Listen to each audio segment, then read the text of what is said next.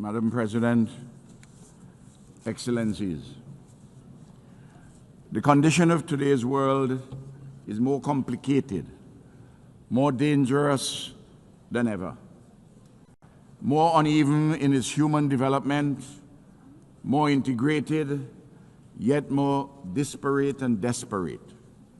At the same time, much progress and advancements have been made by humanity, and there's an enduring hopefulness amidst despair, a persistent sense that a better tomorrow is possible, even as catastrophes loom and dangers lurk.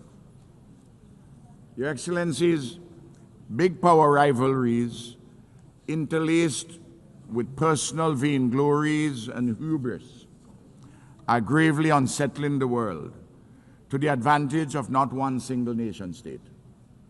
Civilized discourse, tempered with patience and calm, has given way to a bellicosity of language shouted across continents and oceans, designed presumably to satisfy nativist longings in the breasts of those who think that, despite their good fortune, relatively, they have been grievously wronged by some dark and hidden forces. Can none of these persons pause and reflect upon the question posed and answered by all the world's great religions, but in particular through the words of the Hebrew prophet Micah? What does the Lord require of us? To do justly, to love mercy, and to walk humbly with our God. The intractable problems facing humanity cannot be solved by any one nation unilaterally.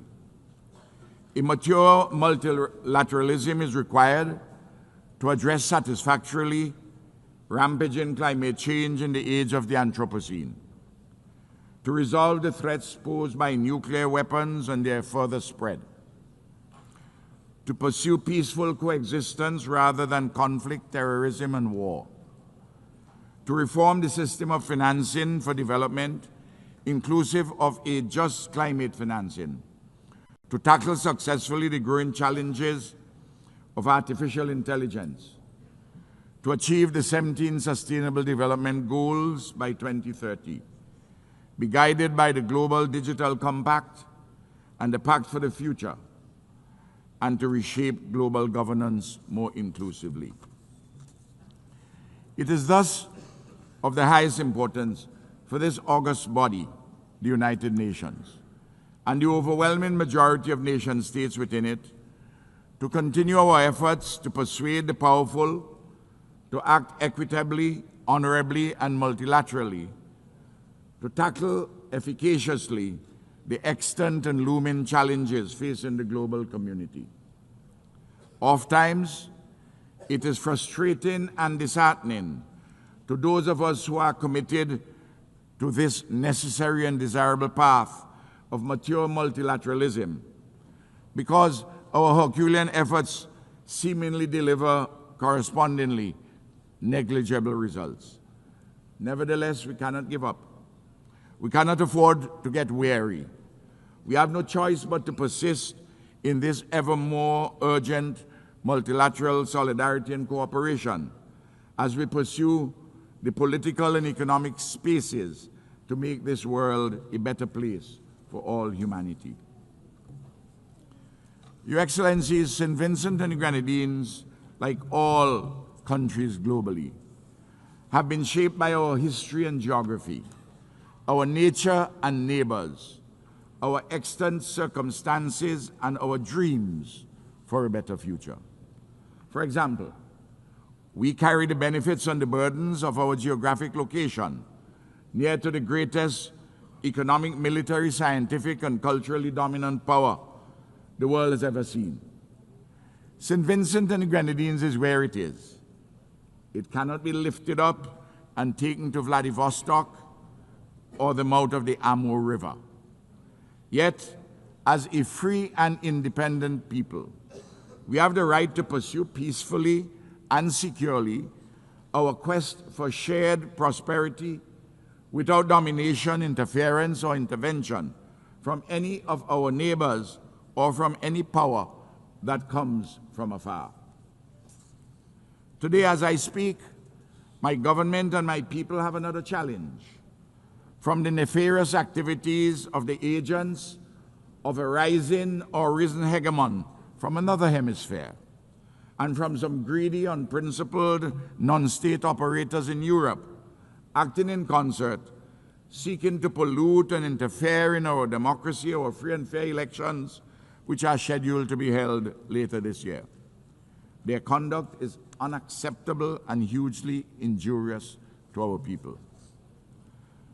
Your Excellencies, the raging genocide and neocolonial oppression being committed against the Palestinian people in Gaza and the West Bank before our very eyes on global television and are continuing affronts to the elemental rights of the Palestinians, to civilized conduct, and to international law. How can one state, a member of this august body, act with such impunity against defenseless men, women, and children? Surely, the hottest part of hell is reserved for those perpetrators of genocide and those who are complicit in it. Over 200 years ago, the British committed large-scale genocide against the indigenous people of my country.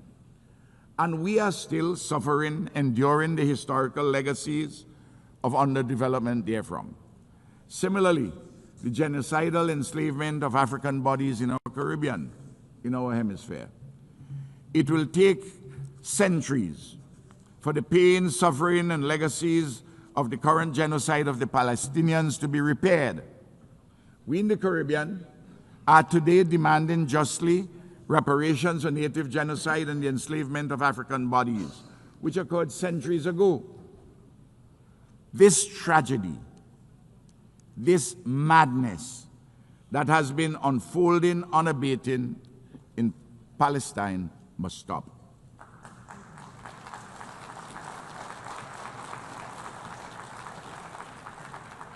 Israel's recent expansion of this war against the Palestinian nation in the state of Qatar is unacceptable.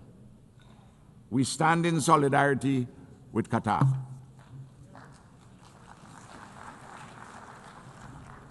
Your Excellencies, St. Vincent and Grenadines calls urgently for a lasting peace across the Taiwan Straits and the participation of Taiwan in the specialized agencies of the United Nations.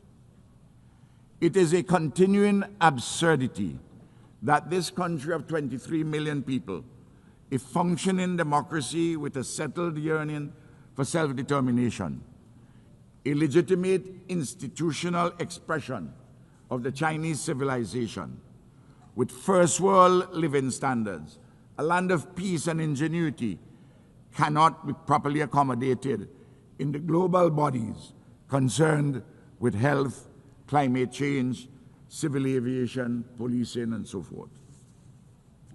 Similarly, it is long overdue that the fractured relationship between the United States of America and Cuba be made whole in mutual respect, in accordance with international law and consistent with the interests of both neighbors for peace, security, and shared prosperity.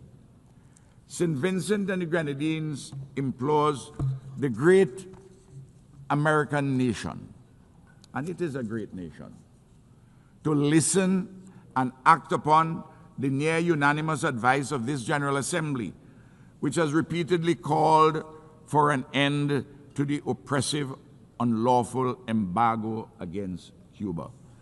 I am calling for a mature conversation between the United States of America and Cuba. Likewise, the recent ramping up of tensions between the USA and the Bolivarian Republic of Venezuela is most unhelpful to peace and stability in our Caribbean and Latin America. St. Vincent and the Grenadines calls for the scaling back of actions and rhetoric which are so inimical to cordial neighborly relations. In particular, we find the foreign militarization of the waters around Venezuela exceedingly troubling. Repeatedly, the countries of the Caribbean and Latin America have unanimously declared our area a zone of peace. We urge our American friends to abide by this declaration. By all means, let us cooperate in combating drug trafficking and allied transnational criminal activities. But a unilateral militarization is decidedly not the way to go. Also, again, I'm imploring my American and Venezuelan friends to sit down maturely and talk through these problems so that we can have a resolution. In Haiti, matters political, economic, and social continue to deteriorate. Gang violence continues unabated, and a veritable Hobbesian state of nature exists in which life is nasty, brutish, and short. Haiti's political and economic elites have been found wanting, but it is true, too, that the international community with the means to assist has not as yet summoned up the will to do so. A solution is required in accord with the Haitian people's deepest longings for peace, security, and a normal civilized life and living. The UN Security Council, with CARICOM's full support, is seized of this matter, but an insufficiency of resources and will have attended it. So too, the pain and suffering in South Sudan demand immediate relief and more. Your Excellencies, in November this year, the Conference of Parties under the United Nations Framework Convention on Climate Change gathered once more on this occasion in the great nation of Brazil. The issue of climate change is urgent and existential. The science is clear, and there has been a growing, even overwhelming global consensus as to what is required to be done. But sadly, some powerful and other influential countries are backsliding and reneging on their earlier commitments. Excellencies, just over a year ago, on July the 1st, 2024, a Category 4 Hurricane Beryl devastated my country. Lives were lost, and damage and loss amounting to 1/3 of our gross domestic product was incurred. In particular, 20% of our houses were either severely damaged or destroyed. We have been rebuilding and recovering stronger and better than ever. We thank our regional and international partners, including worthy non-governmental entities, for their solidarity, without which our tasks of reconstruction would have been even more onerous. We thank, too, our diaspora. But to tell the truth, we have had to rely mainly on our own efforts at home. There's much, much more left to be done. And I again plead for the enhanced support of our friends, our allies, and Good Samaritans. Our people's resilience, creativity, and disciplined endeavors have been a marvel to behold. This is a testimony to our people's genius and the coming to the fore of our people's hidden rationalities, their hitherto submerged resources and abilities, a renaissance of their spirit, and the reaffirmation of the idea of St. Vincent and the Grenadines. Madam President, I concluded 5 reaffirmations for those from the dominant metropoles of the West and the East who may possess the good sense to listen to some friendly advice from a spokesperson from the periphery. First, do not think ever that our mouths would be muzzled by the food that we eat to live. Secondly, know it well that while some sleep to dream, The rest of us dream to change the world for the better. Thirdly, we have a voice, and this voice will never be stilled. Fourthly, we are not better than anyone, and no one is better than us. And finally, we too have a history of civilized life and living with a trajectory for further advancement and ennoblement. We are not appendages of any other nation. We are a free and independent people made in the image and likeness of God. We are the embodiment of the idea of St. Vincent and Grenadines. We are friends of all, and we strive for a better world. We are a small nation, demonstrably like other small nations, capable of mighty deeds. Excellencies, we are small states, but we have an important role to play in global affairs to the betterment of all. Imperial giants and hegemons, whether from the west or the east, must not hold us back.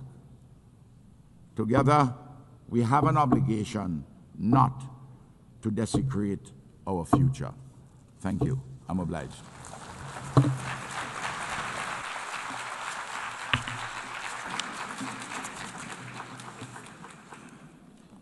On behalf of the Assembly, I wish to thank the Prime Minister and Minister for National Security, Legal Affairs and Information of St. Vincent and the Grenadines. The Assembly will hear an address by His Excellency Luc Frieden, Prime Minister of the Grand Duchy of Luxembourg.